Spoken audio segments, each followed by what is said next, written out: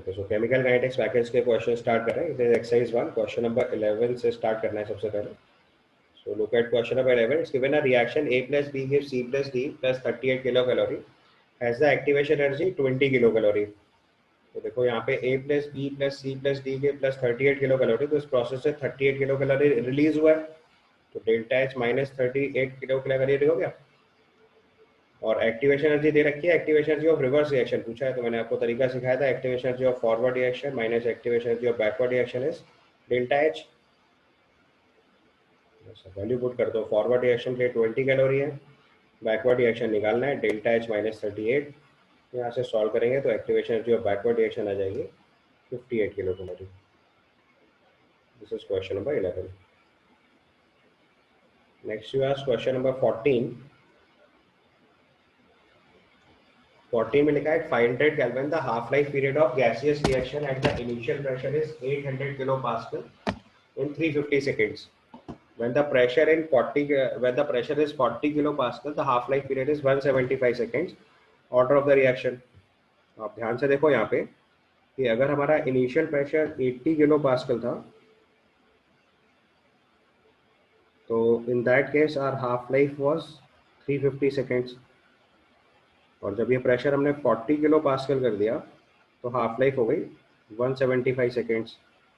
इसका मतलब T half proportional to initial concentration हो गई। कॉन्सेंट्रेशन हाफ कर रहे हैं, या एक्टिव मास लिख लो अगर कॉन्सेंट्रेशन लिखने में प्रॉब्लम है। So T half proportional to active mass हो गया, या पार्शियल प्रेशर लिख लो सीधे सीधे एक्टिव मास। तो half life proportional to partial pressure हो गया, प्रेशर आधा करा, हाफ लाइफ आधी हो गई, तो ये कौन सा रिएक्शन होगा? Zero order reaction. Zero order reaction का T half proportional to initial concentration होता है। ठीक, उसके बाद नेक्स्ट क्वेश्चन नंबर 16 क्वेश्चन में देखो लिखा हुआ है, for a second order reaction 2A gives product the plot of log of T half versus log of A।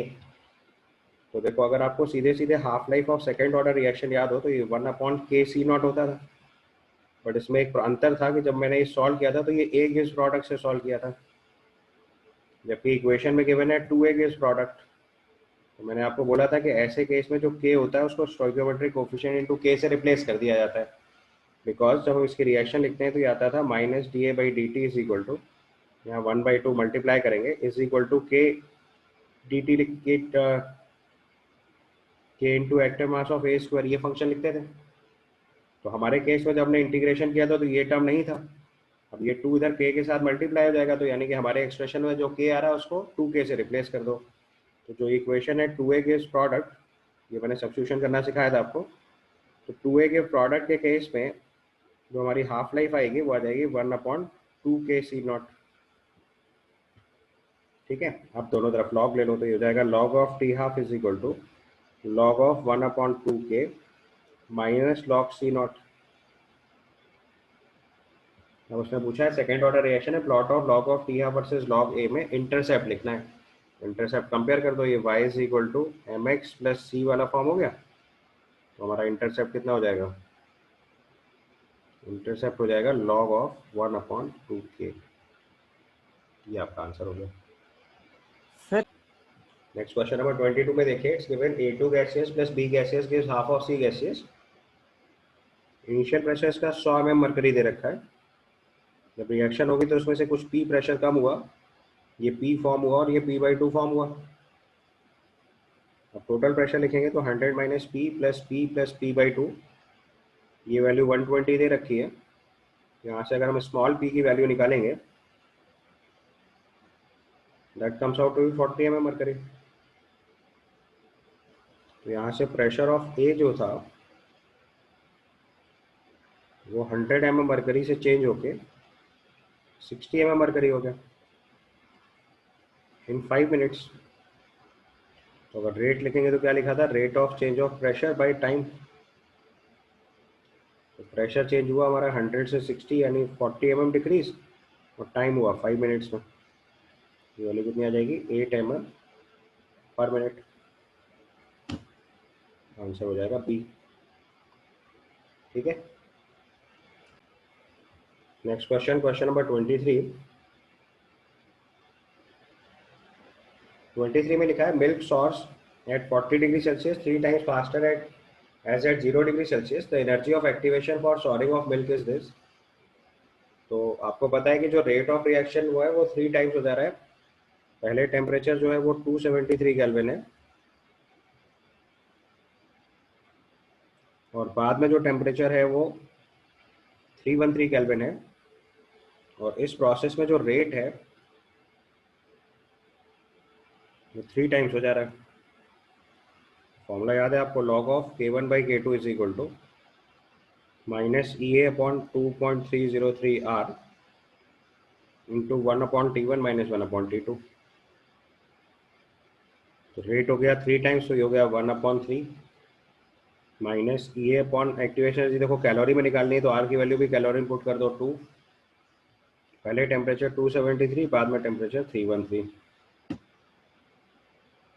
Minus sign adjust करेंगे तो ये log 3 हो जाएगा. 2.303 मल्टीप्लाई करेंगे, 2 मल्टीप्लाई करेंगे तो ये वैल्यू हो गई is equal to EA.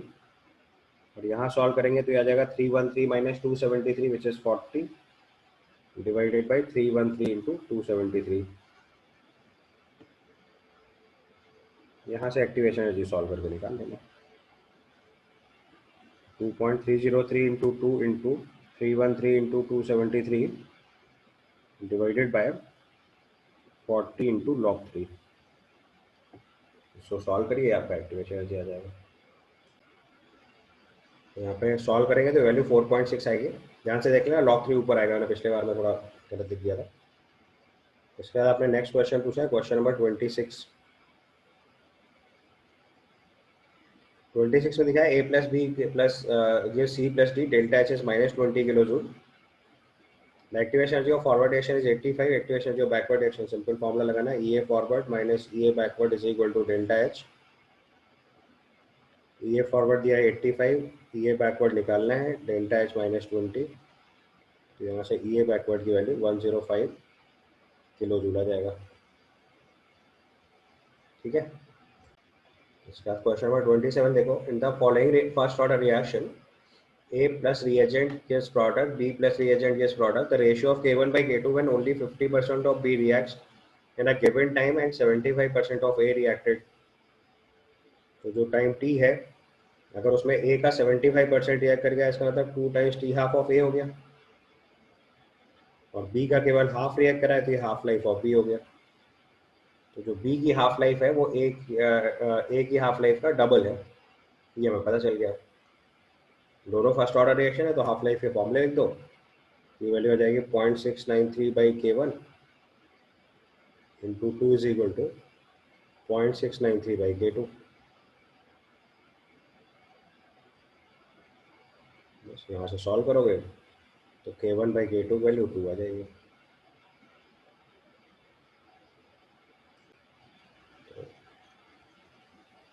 Question number 34 में देखो गिवन है, for a first order reaction half life is 150 seconds.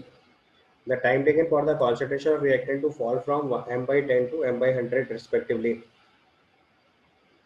तो अब आपको इसमें इनिशियल कॉन्सेंट्रेशन नहीं गिवन है, तो बेटर रास्ता ये होगा कि मैं आपको सॉल्व करके दिखा रहा हूँ, फिर शॉर्टकट अप्लाई कर लेंगे. तो हमारे हिसाब से K equal to 2.303 by T log of C0 by C लिखना चाहिए. मैं एक्चुअली ये रिलेशन होता है. अब कॉन्सेंट्रेशन m/10 से m/100 हुआ, but what is initial concentration ये गिवन नहीं है. तो K की जगह तो लिख दिया 0.693 by T half. 2.303 by T1 हो गया. ये वैल्यू हो गई log of C0 by m/10 या 1/10 लिख दिया सीधे सीधे. दूसरी इक्वेशन के हिसाब से 0.693 by 150 is equal to 2.303 by T2 log of C0 by 1/100.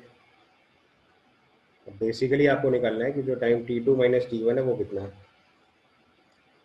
तो अगर हमें T2 माइनस T1 लिखना है तो यू कैन इजीली सी कि 2.303 हटाएंगे तो 0.3 आ जाएगा. तो ये हमारी पहला एक्सप्रेशन हो जाएगा 1500 into log of 100 C0 minus log of 10 C0. Subtract करोगे तो C0 कट जाएगा, log 10 हो जाएगा, तो log 10 इज 1. ये 1500 सेकेंड डायरेक्ट आंसर आ जाएगा। ठीक है, ठीक है। तो उसमें सॉल्व करना है, यहाँ पे आप सॉल्व करोगे तो मैंने सॉल्विंग बताई इधर। इस चीज़ को सिंप्लीफाई करके लिखेंगे तो T1 की value 2.303 by 0.693 2.303 by 0.693 into 150 log of 10 C naught आ जाएगा। 2.30 को 0.693 से कैंसिल करेंगे तो ये 0.3 आ जाएगा, तो ये आ जाएगा 150 by 0.3 log of 10 C naught. अगर इसको सिंप्लीफाई करके लिखेंगे तो ये 1500/3 हो गया। तो यहाँ ध्यान से करेक्ट कर लेना, ये 1500/3 आ जाएगा। बाकी log of 100 C naught by 10 C naught करेंगे तो लॉग 10 बचेगा, लॉग 10 इज 1। सो 1500/3 मतलब 500 सेकेंड आपका आंसर आ जाएगा। उसके बाद क्वेश्चन नंबर 35 देखो। इसमें rate of a chemical reaction doubles by every 10 degree Celsius temperature rise. If the temperature is increased 60 degree Celsius then rate of reaction increase by। तो आपको बताया था ये आपका टेम्परेचर कोफिशिएंट का कॉन्सेप्ट हो गया। तो 60 डिग्री राइज का मतलब 10 फोल्ड्स में कितने हो गए, 6 बार राइज, तो 2 बार 6 टाइम्स हो जाएगा। समझ गया ना, आपको बताया था टेम्परेचर कोफिशिएंट में हर बार जो फैक्टर होता है उतने ही, हर 10 डिग्री सेल्सियस राइज से उतना ही चेंज होगा। तो उसने बोला 10 डिग्री सेल्सियस में डबल हो रहा है, तो 10 में डबल होगा, 20 में 4 टाइम्स हो जाएगा, फिर 30 में 8 टाइम्स हो जाएगा, एंड लाइक दैट आगे बढ़ते चले जाएंगे। तो 2 बार 6 टाइम्स डायरेक्टली आंसर आ जाएगा।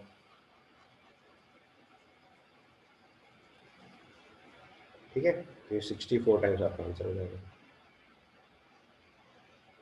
ऐसे नहीं समझ आ रहा तो मैंने बताया था इसको करने का तरीका, आप हर 10 डिग्री सेल्सियस राइज का कॉन्सेप्ट लिख लो।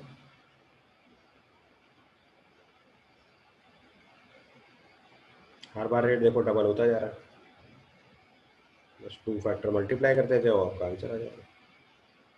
अगर आपको बिल्कुल मैथमेटिकली नहीं करना है, सिंपल सॉल्व करना है, बार बार रेट डबल होता जा रहा है तो इंटू टू मल्टीप्लाई कर दिया और 2 बार 6 टाइम्स मतलब 64 टाइम्स रेट आ जाएगा। ठीक है।